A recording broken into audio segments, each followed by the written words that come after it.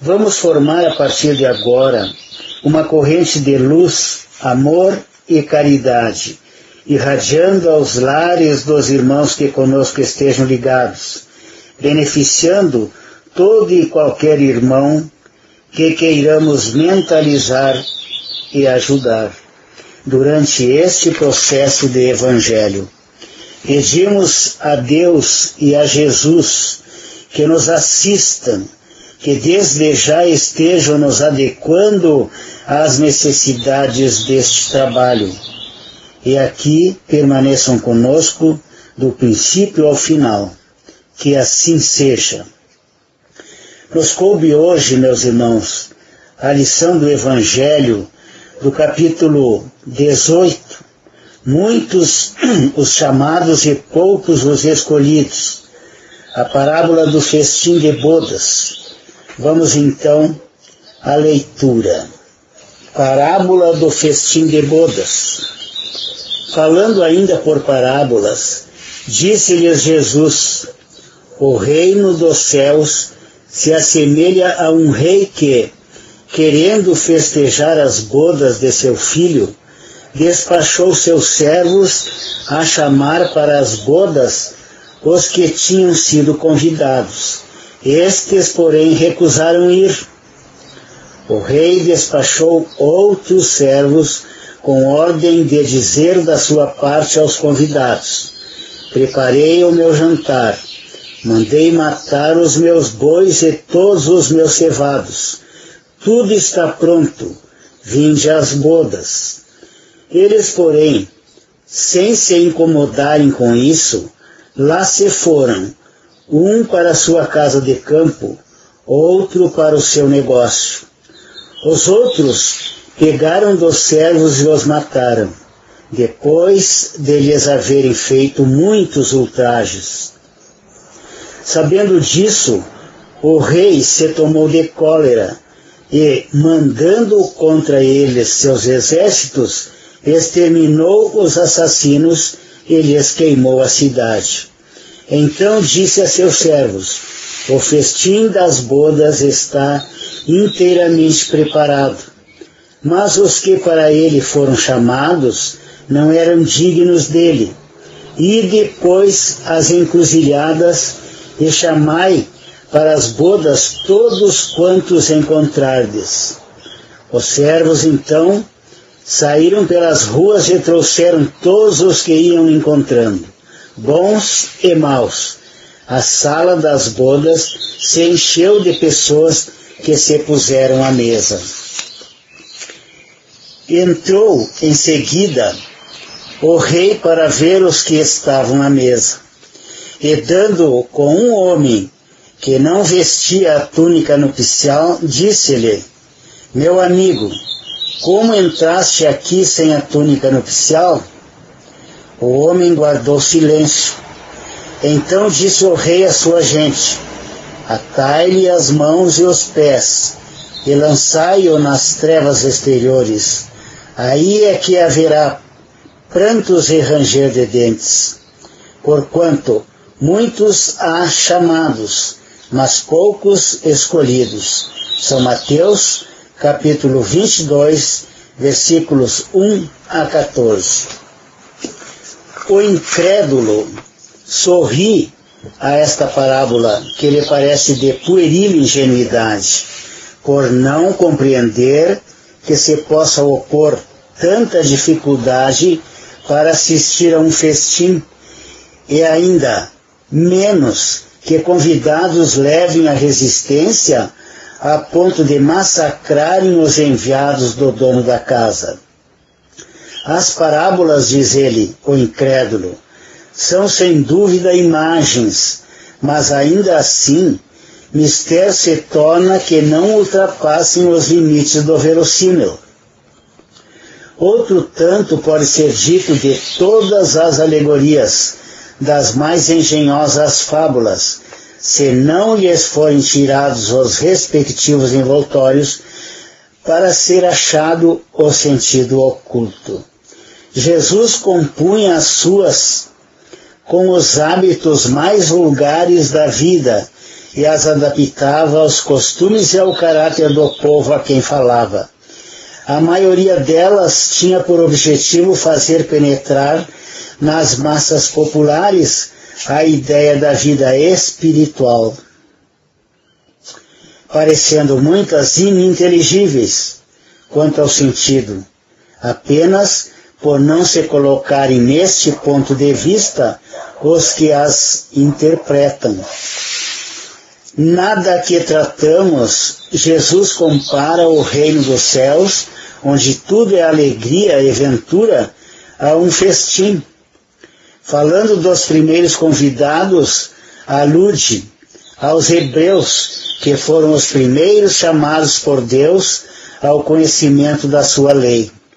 Os enviados do rei são os profetas que os vinham exortar a seguir a trilha da verdadeira felicidade. Suas palavras, porém, quase não eram escutadas. Suas advertências eram desprezadas. Muitos foram mesmo massacrados, como os servos da parábola.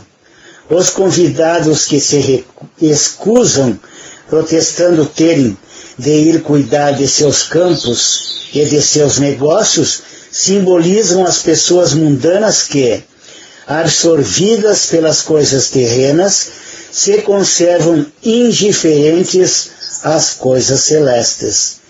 Era crença comum aos judeus de então que a nação deles tinha de alcançar supremacia sobre todas as outras.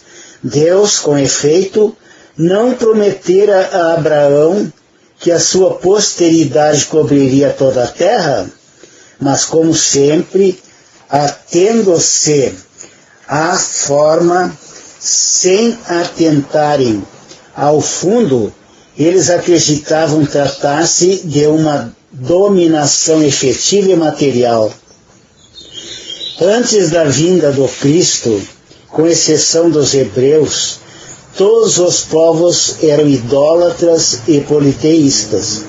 Se alguns homens superiores ao vulgo conceberam a ideia da unidade de Deus, essa ideia permaneceu no estado de sistema pessoal.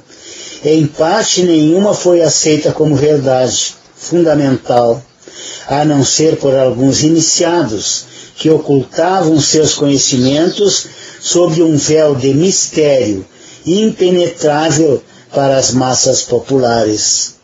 Os hebreus foram os primeiros a praticar publicamente o monoteísmo. É a eles que Deus transmite a sua lei, primeiramente por via de Moisés, depois por intermédio de Jesus.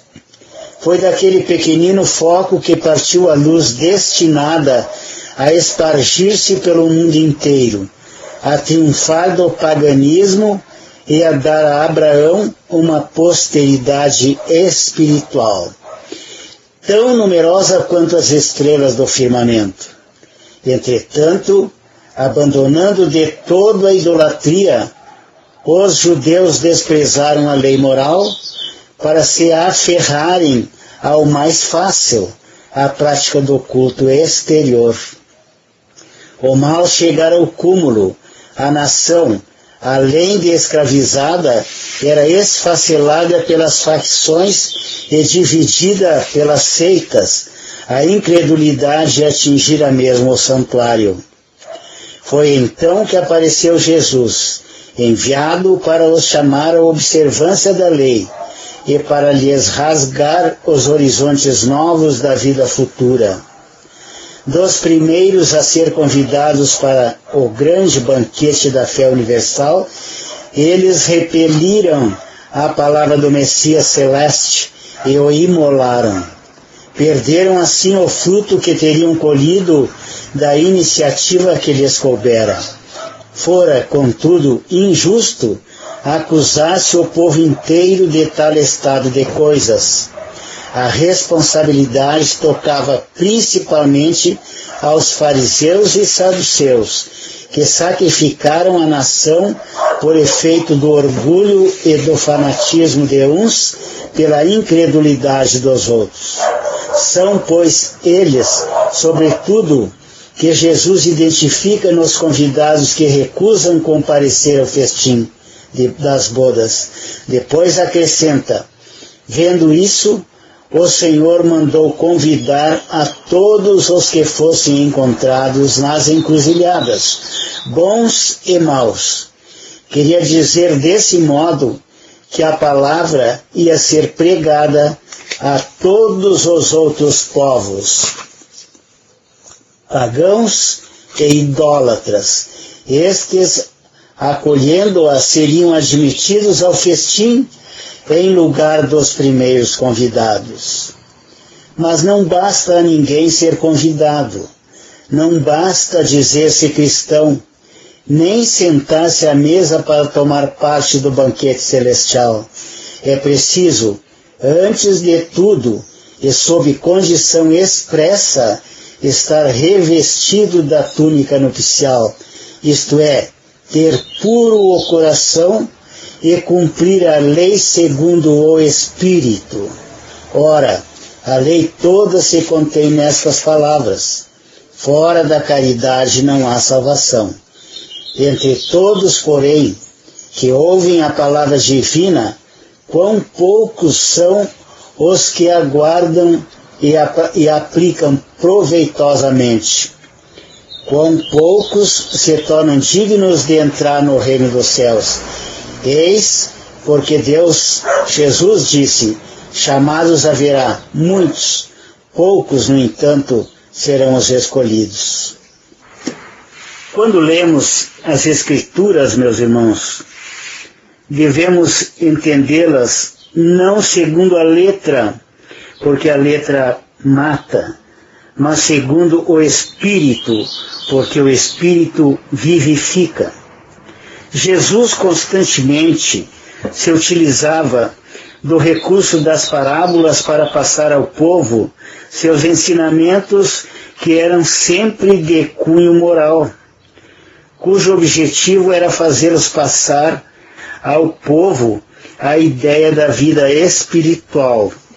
Os ensinos de Cristo não são somente para serem ouvidos e elogiados, mas para serem assimilados e praticados.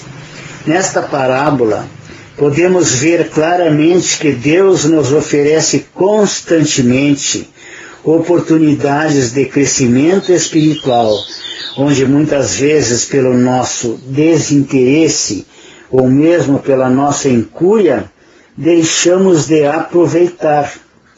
Essas oportunidades continuarão sendo oferecidas à humanidade pela misericórdia divina.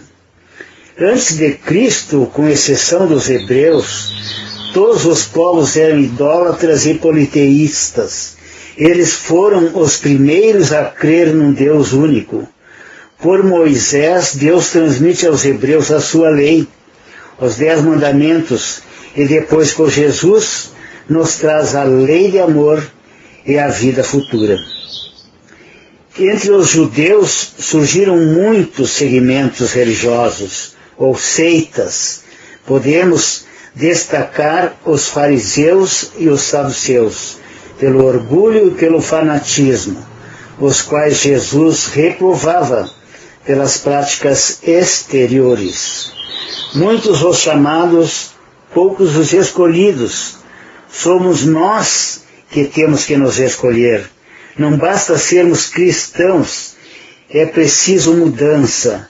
Usar a túnica nupcial quer dizer ter puro o coração e praticar sempre a caridade dentro das nossas possibilidades. Amar a Deus, meus irmãos, sobre todas as coisas, e ao próximo como a si mesmo.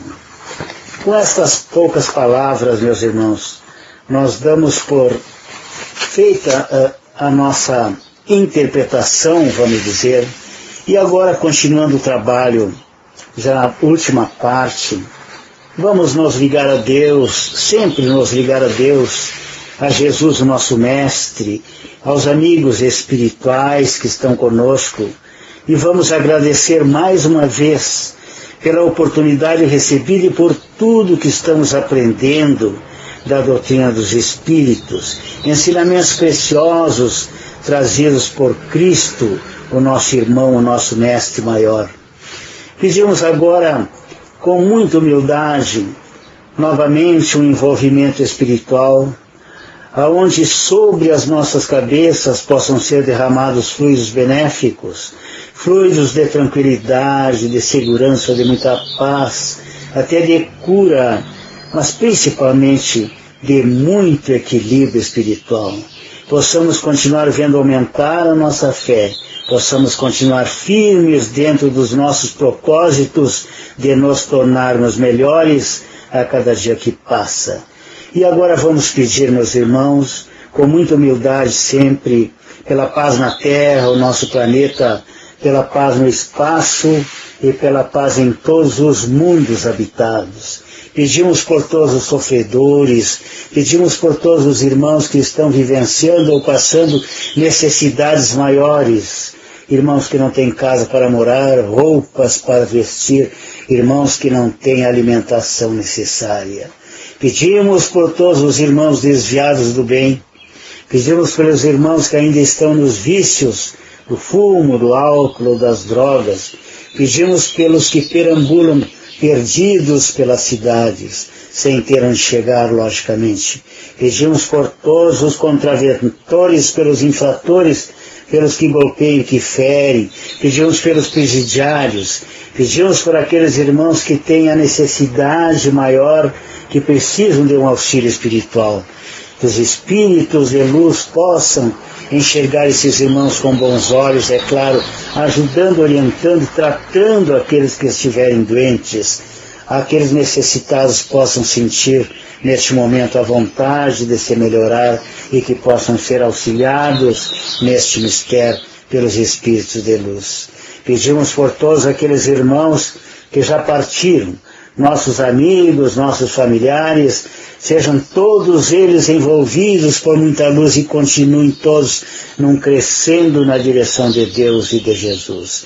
Pedimos agora com fé, com humildade, por todos os nossos amigos, pelos nossos familiares, pelos nossos conhecidos, pelos nossos irmãos na nossa fé, irmãos que trabalham na Casa Espírita Eulália Nogueira, pela própria Casa Espírita Eulália Nogueira, que seja envolvida sempre com muita luz, esse foco de luz onde tantos irmãos ali vão se abrigar, possa continuar servindo, sendo utilizada, frequentada por bons espíritos que ali vão trabalhar. Pedimos neste momento, já em final de trabalho, por nós próprios, sejamos cuidados e orientados hoje e sempre pelos nossos anjos de guarda. Pedimos agora com fé pelas nossas águas, que elas possam ser magnetizadas, energizadas, que os médicos espirituais socorristas de Jesus tratem das nossas águas, colocando nelas o remédio necessário para que nós possamos nos tratar. Se for a vontade de Deus, possamos ser curados de todos os males. Pedimos agora em final de trabalho que nós possamos continuar fazendo sempre em primeiro lugar a verdadeira caridade, a caridade desinteressada, não esperando receber nada em troca, apenas porque temos a crença e a pretensão de fazer o bem, para que nós possamos, juntamente com tudo aquilo de bom que estamos fazendo, estarmos num crescendo na direção de Deus, de Jesus. Com estas palavras, damos por encerrada esta pequena prece. Vamos encerrar o trabalho pedindo a Deus novas ou muitas oportunidades como esta, onde possamos continuar servindo. E é em nome de Deus e em nome de Jesus, que com estas palavras no bem, nós damos por encerrado o trabalho, pedindo ainda que a paz de Jesus permaneça com todos nós e que assim seja. Está encerrado o trabalho. Tenham todos uma boa noite.